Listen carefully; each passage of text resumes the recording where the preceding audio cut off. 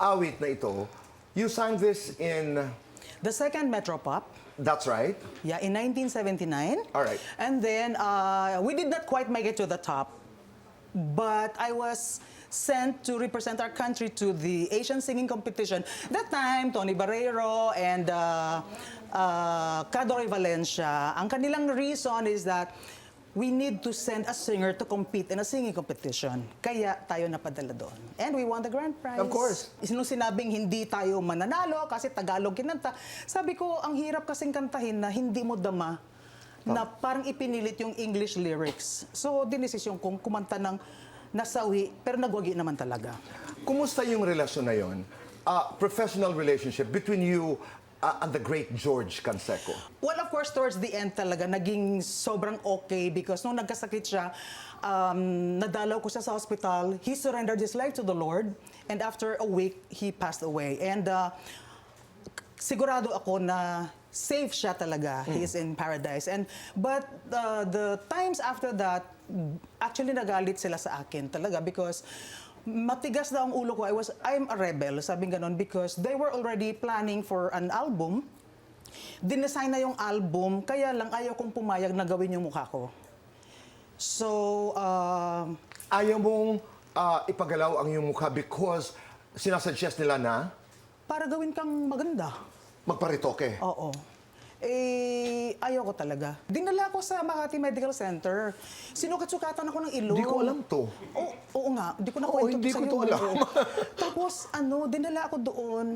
Yung alam mo, yung hindi ka talaga prepared. At even siguro na, dahil nga ayaw ko nga pumayag, so dinala ko sa clinic, may roller kasi noon walang computer. Di ba ngayon computer, mamimili ka na ng ilong. So ngayon, tapos may ruler ganyan. Tapos sabi, ano yan? Tapos drawing.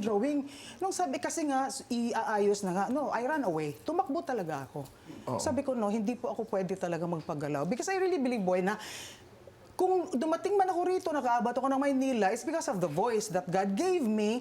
Ngayon, mayroon akong fear na kapag ginalaw ang ilong, ay talagang magbabago or ano man ang mangyari. Yan, ayan. And that was your personal belief. Paano mo inaalagaan ang boses mo? Kasi sa tagal ng panahon na magkakilala tayo, andyan yung brilyo, andyan pa rin lahat.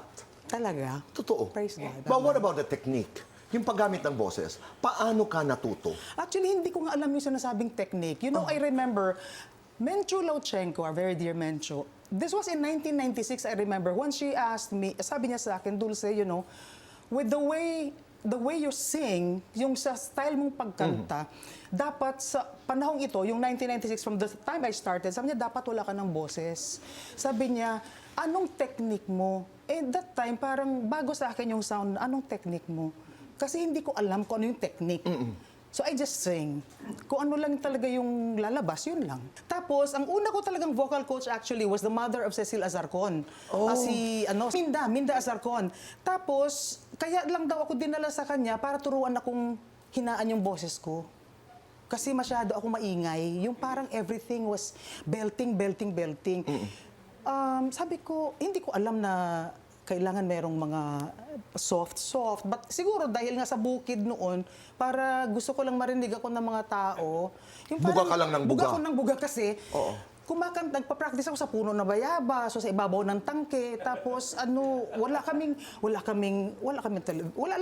TV, radio, whatever.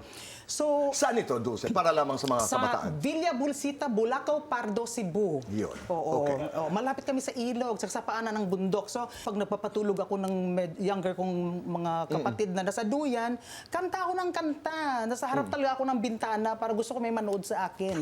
And because I thought, lahat noon ng tao ay kumakanta talaga. So, Yun ang nasa isip mo? Yan ang nasa isip ko. Kasi parang lahat kumakanta lalo sa Bisaya. Lalo sa Cebu. So, parang kailangan kong pagbutihin or mag-ingay ako para marinig nila ako at And mapansin you ako. love to be with people and you wanted an audience.